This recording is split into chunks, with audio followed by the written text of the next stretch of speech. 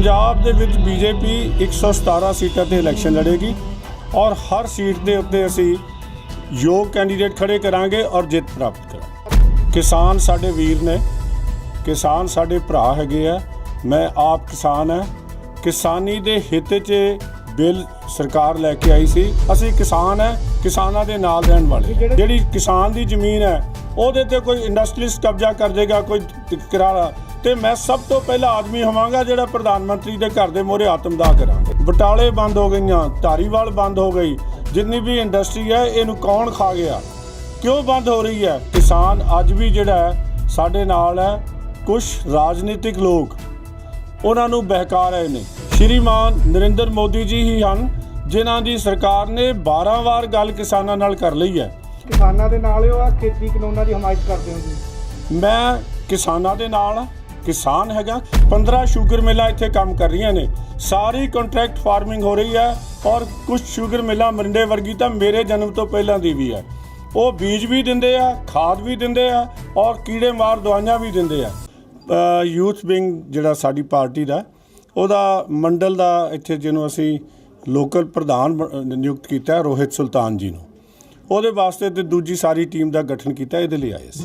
ਤੇ ਇਲੈਕਸ਼ਨਾਂ ਦੀ ਅੱਗੇ ਕਿਸ ਤਰ੍ਹਾਂ ਤਿਆਰੀ ਕਰ ਰਹੀ ਹੈ? ਪੰਜਾਬ ਦੇ ਵਿੱਚ ਬੀਜੇਪੀ ਕਿੰਨੀਆਂ ਸੀਟਾਂ ਤੇ ਲੜਨ ਦੀ ਤਿਆਰੀ ਹੋ ਰਹੀ ਹੈ? ਪੰਜਾਬ ਦੇ ਵਿੱਚ ਬੀਜੇਪੀ 117 ਸੀਟਾਂ ਤੇ ਇਲੈਕਸ਼ਨ ਲੜੇਗੀ ਔਰ ਹਰ ਸੀਟ ਦੇ ਉੱਤੇ ਅਸੀਂ ਯੋਗ ਕੈਂਡੀਡੇਟ ਖੜੇ ਕਰਾਂਗੇ ਔਰ ਜਿੱਤ ਪ੍ਰਾਪਤ ਕਰਾਂਗੇ। ਬੀਜੇਪੀ ਦਾ ਨੂੰ ਕਿਵੇਂ ਦੇਖਦੇ ਹੋ? ਲਗਾਤਾਰ ਤੁਹਾਡੀਆਂ ਰੈਲੀਆਂ ਦਾ ਵਿਰੋਧ ਕੀਤਾ ਜਾ ਰਿਹਾ, ਬੀਜੇਪੀ ਦੇ ਲੀਡਰਾਂ ਦੇ ਕੱਪੜੇ ਪਾੜੇ ਜਾ ਰਹੇ ਜੀ। ਕਿਸਾਨ ਸਾਡੇ ਵੀਰ ਨੇ, ਕਿਸਾਨ ਸਾਡੇ ਭਰਾ ਹੈਗੇ ਆ।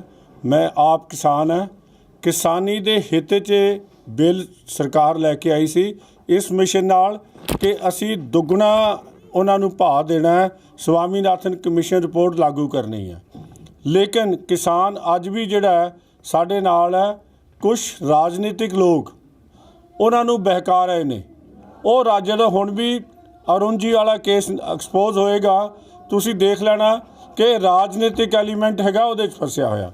आम आदमी पार्टी का जिहड़ा व्यक्ति है वो उन्होंने धक्के मार रहा है। सो ये सारे जिहड़े राजनीतिक लोग है इन्हां दी प्रोटैक्शन देनी जिहड़ी है सरकार का काम बनता। सरकार ने ना प्रोटैक्शन दी, उन्हां दी पुलिस जिहड़ी है उत्थे मूक दर्शक बन के खड़ी रही।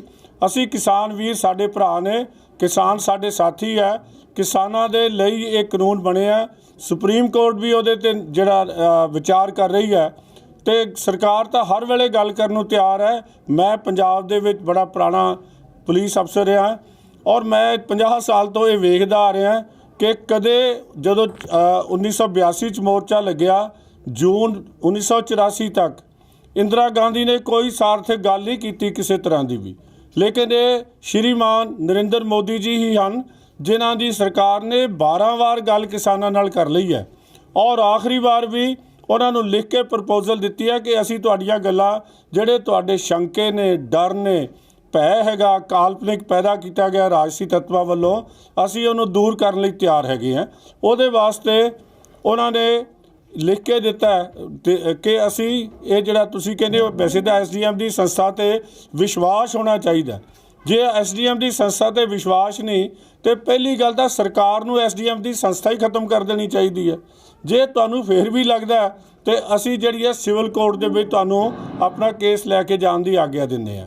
सो सरकार दा सारी गल मन्नण नूं बिजली का बिल नहीं आएगा, पराली दे उत्ते किसान के उत्ते कोई कार्रवाई नहीं होएगी, ये सारियां गल्लां सरकार ने मान लईआं ने और हले भी आख्या कि होर भी कोई चीज़ है MSP जारी रहेगी, MSP ते खरीद जारी रहेगी, किसान नूं सीधे पैसे मिलणगे। मैं समझदा जिहड़ा इस गल का भी विरोध करे वो किन्ना किसान का हेतु होएगा कि किसान नूं सीधे पैसे क्यों मिलने हैं जी? हमैती है, असी किसान है, किसानां दे नाल रहण वाले हैं। ਜਿਹੜੇ 4 ਮਹੀਨੇ ਤੋਂ ਦਿੱਲੀ ਦੇ ਬਾਰਡਰਾਂ ਉੱਤੇ ਜਿਹੜਾ ਸੰਘਰਸ਼ ਕਰ ਰਹੇ ਕਾਨੂੰਨ ਰੱਦ ਕਰਾਉਣ ਵਾਸਤੇ ਉਹਨਾਂ ਨੂੰ ਕਿਸਾਨ ਨਹੀਂ ਮੰਨਦੇ ਤੁਸੀਂ? ਅਸੀਂ ਉਹ ਸਾਡੇ ਕਿਸਾਨ ਹੈ ਜੀ, ਅਸੀਂ ਕਿਸਾਨਾਂ ਨੂੰ ਕਦੇ ਮਾੜਾ ਕਹਿੰਦੇ ਹੀ ਨਹੀਂ। ਕਿਸਾਨ ਹੈਗੇ ਨੇ, ਅਸੀਂ ਗੱਲਬਾਤ ਲਈ ਤਿਆਰ ਹੈ। ਸੰਵਾਦ ਹੀ ਕਿਸੇ ਵੀ ਸਮੱਸਿਆ ਦਾ ਹੱਲ ਹੈਗਾ, ਹੋਰ ਤਾਂ ਕੋਈ ਤਰੀਕਾ ਨਹੀਂ ਹੈਗਾ। ਜਿਹੜੇ ਯੈਸ ਨੋ ਦੀ ਤਖਤੀ ਪੜਾਉਂਦੇ ਆ ਉਹਨਾਂ ਨੂੰ ਸੋਚਣਾ ਚਾਹੀਦਾ, ਸੰਵਾਦ ਬੰਦ ਨਹੀਂ ਹੋਣਾ ਚਾਹੀਦਾ। ਅਸੀਂ ਅੱਜ ਵੀ ਗੱਲਬਾਤ ਲਈ ਤਿਆਰ ਹਾਂ, ਕੱਲ੍ਹ ਵੀ ਗੱਲਬਾਤ ਲਈ ਤਿਆਰ ਹਾਂ। ਜੇ ਸਾਡੀ ਪ੍ਰਪੋਜ਼ਲ ਜਿਹੜੀ 25 ਜਨਵਰੀ ਨੂੰ ਦਿੱਤੀ ਗਈ ਸੀ, ਤੁਹਾਨੂੰ ਲੱਗਦਾ ਕਿ ਇਹਦੇ 'ਚ ਹਲੇ ਹੋਰ ਕੋਈ ਸੁਧਾਰ ਦੀ ਲੋੜ ਹੈ? ਤੇ ਉਹ ਵੀ ਜਿਹੜੀ ਹੈ ਅਸੀਂ ਗਵਰਨਮੈਂਟ ਕਰਨ ਨੂੰ ਤਿਆਰ ਹੈ, ਗਵਰਨਮੈਂਟ ਉਹਦੇ 'ਤੇ ਵਿਚਾਰ ਕਰਨ ਨੂੰ ਤਿਆਰ ਤੁਸੀਂ ਹੈ। ਕਿਸਾਨਾਂ ਦੇ ਨਾਲ ਹੋ ਆ ਖੇਤੀ ਕਾਨੂੰਨਾਂ ਦੀ ਹਮਾਇਤ ਕਰਦੇ ਹੋ ਜੀ? ਮੈਂ ਕਿਸਾਨਾਂ ਦੇ ਨਾਲ ਹਾਂ, ਕਿਸਾਨ ਹੈਗਾ, ਕੁਦਰਤੀ ਆ, ਲੇਕਿਨ ਜੇ ਖੇਤੀ ਕਾਨੂੰਨ ਕਿਸਾਨ ਦੇ ਹਿੱਤ 'ਚ ਹੈ ਤੇ ਮੈਂ ਉਸ ਕਾਨੂੰਨ ਦੇ ਨਾਲ ਹੋਵਾਂਗਾ।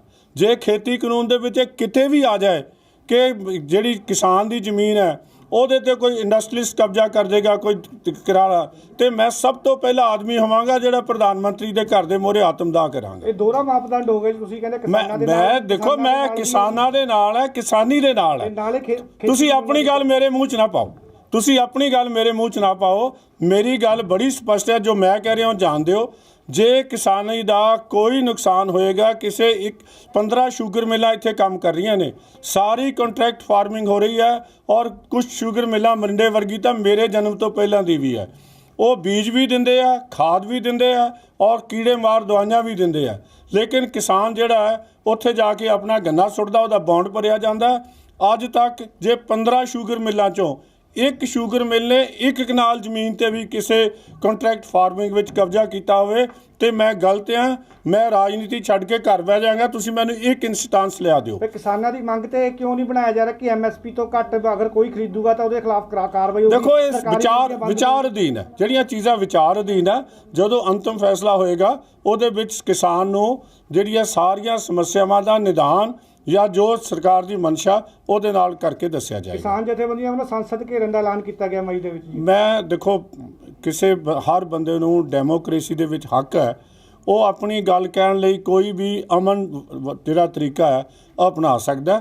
ਅਸੀਂ ਉਹਦਾ ਵਿਰੋਧ ਨਹੀਂ ਕਰਦੇ। ਵਾਸਤੇ ਸਰਕਾਰ ਨੇ ਕਾਨੂੰਨ ਬਣਾਇਆ, ਪਰ 12 ਮੀਟਿੰਗਾਂ ਦੇ ਵਿੱਚ ਵੀ ਤੁਹਾਡੀ ਸਰਕਾਰ, ਤੁਹਾਡੇ ਮੰਤਰੀ ਕਿਸਾਨਾਂ ਦੀ ਤਸੱਲੀ ਨਹੀਂ ਕਰਾ ਸਕੇ ਕਿਸਾਨ ਜਥੇਬੰਦੀਆਂ ਦੀ। ਕਿਵੇਂ ਦੇਖਦੇ ਹੋ? ਦੇਖੋ, ਮੈਂ ਜਿਹੜੀਆਂ ਉਹਦੇ 'ਚ ਜਿਹੜੀਆਂ ਅੰਦਰ ਦੀਆਂ ਗੱਲਾਂ ਨੇ ਉਹ ਇਹ ਨੇ ਕਿ ਗੱਲਬਾਤ ਸੰਵਾਦ ਰਾਹੀਂ ਹੁੰਦੀ ਹੈ।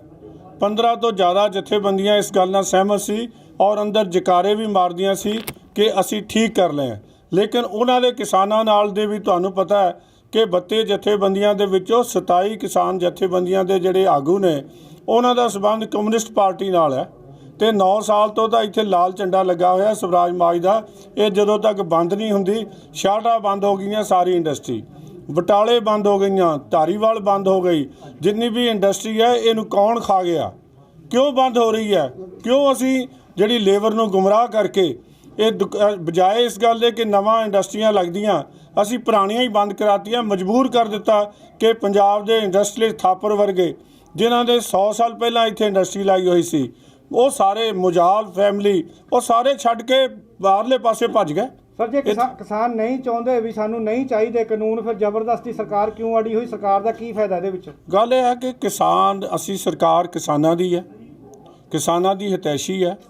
ਕਿਸਾਨ ਕਿਸਾਨ ਜਿਹੜੇ ਹੈ, ਕੋਈ ਨਹੀਂ ਚਾਹੁੰਦਾ ਕਿ ਮੈਨੂੰ ਮੇਰੀ ਆਮਦਨ ਦੁੱਗਣੀ ਨਾ ਹੋਵੇ, ਕੋਈ ਕਿਸਾਨ ਨਹੀਂ ਚਾਹੁੰਦਾ ਮੈਨੂੰ ਲਾਭ ਨਾ ਮਿਲੇ।